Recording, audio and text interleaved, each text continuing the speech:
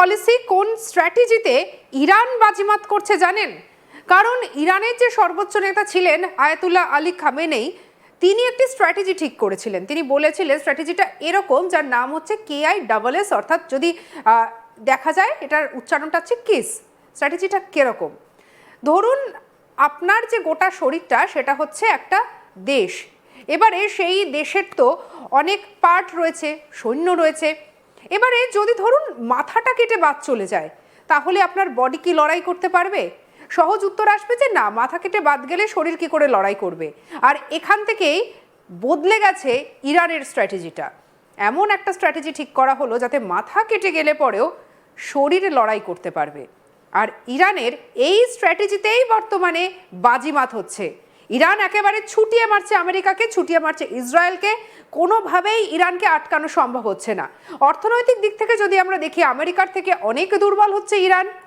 সামরিক দিক থেকে সেক্ষেত্রেও দুর্বল। তারপরেও কেন ইরানকে মারা সম্ভব হচ্ছে না? কারণ ইরানের কোনো বড় মাথা যদি মরে যান, তিনি যদি চলে যান, তারপরেও ইরান কিন্তু যুদ্ধ এগিয়ে নিয়ে যাওয়ার জন্য স্ট্র্যাটেজিক্যালি একেবারে রেডি। আজকে এই নিয়ে করব আমাদের প্রথম পর্যায়ের আলোচনা। আমাদের সঙ্গে আজকে আলোচনায় রয়েছেন ডিফেন্স বিশেষজ্ঞ RK শ্রীবাস্তব। স্যারজি, আপনাকে স্বাগত জানাবো আজ তাক বাংলায়। একবারে প্রথমে আমরা একটুখানি বরঞ্চ ইরানের ম্যাপটা দেখে নিই। এই যে ইরান, এই ইরানের যদি ভৌগোলিক অবস্থান দেখা যায়, তাহলে কিন্তু একেবারে দেখা যাচ্ছে যে তার দুদিকই হচ্ছে সমুদ্র রয়েছে। একদিকে রয়েছে আমরা জানি যে পারস্য উপসাগর, এবং নিচের দিকটা হচ্ছে ভারত মহাসাগর। এবারে এই যে ইরান, এই ইরানের একদম এই পাশটাতে রয়েছে ইসরায়েল। এই দেখুন, এই পাশটাতে রয়েছে ইসরায়েল। এবার যদি দেখা যায় যে এই ইরানের এদিকে দেখুন রিয়াদ রয়েছে, সৌদি রয়েছে, বাহরিন রয়েছে এখানে, এবং একে যদি অ্যাটাক করতে হয় তাহলে কিন্তু অনেকটা পথ পেরোনোর দরকার পড়ে না, কারণ একেবারে কিন্তু পুরো স্থলবাহিনী কিন্তু সরাসরি ঢুকতে পারছে এক্ষেত্রে হচ্ছে ইরানে। কিন্তু সমস্যাগুলো কোথায় হচ্ছে? যে এত সহজ যেখানে এখানে পৌঁছানো যেখানে সহজ, বা এই জায়গাটা আমরা জানি যে হরমুজ প্রণালী, তাহলে হরমুজ প্রণালী আমরা জানি যে এখানটার ডিস্টেন্সটা ভীষণ কম, সুতরাং অ্যাটাক করা কিন্তু অনেক সহজ। কিন্তু তারপরেও কোন জাদু বলে বারবার বাজিমাত হচ্ছে? স্যার, আপনার কাছ থেকে জানতে চাইবো, ভৌগোলিক অবস্থানগত দিক থেকে যদি দেখা যায় তাহলে দেখা যাচ্ছে কিন্তু ইরানকে ঘায়েল করা অনেক সহজ ছিল, কিন্তু সমস্যাটা কেন হলো? দেখুন, আপনি প্রথমেই বলেছেন যে খামেনিকে বারবার জিজ্ঞেস করা হয়েছিল যে স্যার আপনার তো বয়স হয়েছে, আর যদি কিছু হয়ে যায় তাহলে আমরা এই যে ইরানিয়ান আর্মি আছে, ওর তো দুটো রকমের আর্মি আছে, একটা ইরানিয়ান রেভলিউশনারি গার্ড আমরা বলি, একটা ওদের একটা ইরানিয়ান আর্মি আছে, তো এরা আমরা কি করে ট্রেন করব, তো ওরা বলছে ওরকম ট্রেন করো যখন একটা মাথা কেটে যায় তাহলে বডিকে লড়তে হবে, মাথা না থাকা সত্ত্বেও বডিকে লড়তে হবে।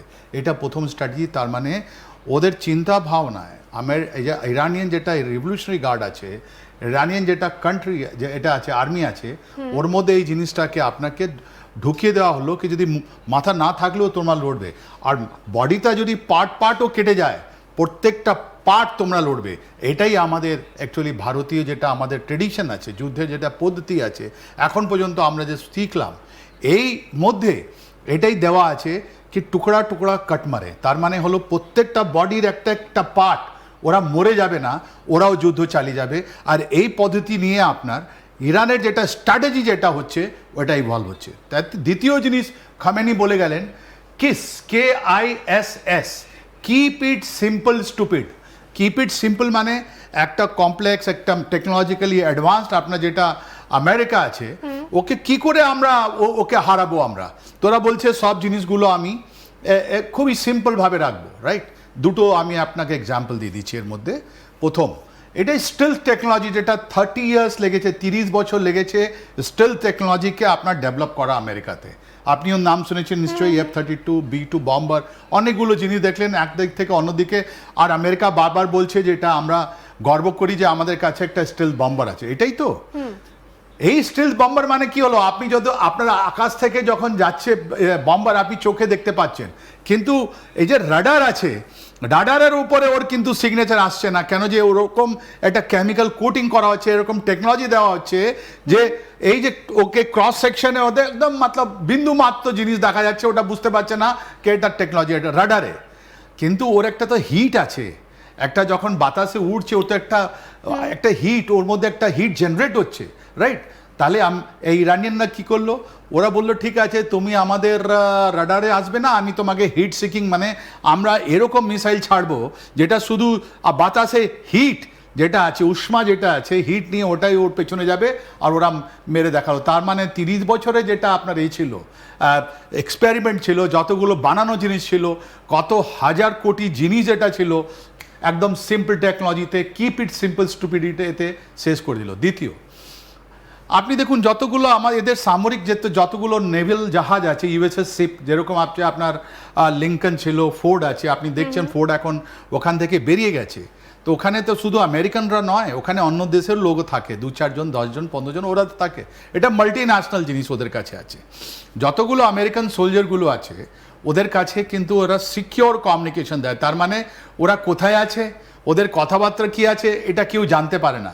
কিন্তু ওর মধ্যে অন্য লোক যারা আছে ওরা সকালবেলা ওখানে একটা অ্যাপ লাগিয়ে, আমরাও আপনি দেখেছেন স্যামসাং অ্যাপ আর এইসব অ্যাপ লাগিয়ে একটা ওয়াক করতে যাই বা আমরা রান করতে যাই, আর ওর ডাটাগুলো কোথায় আছে, ও ডাটাগুলো তো স্টোর আছে কোনো জায়গা।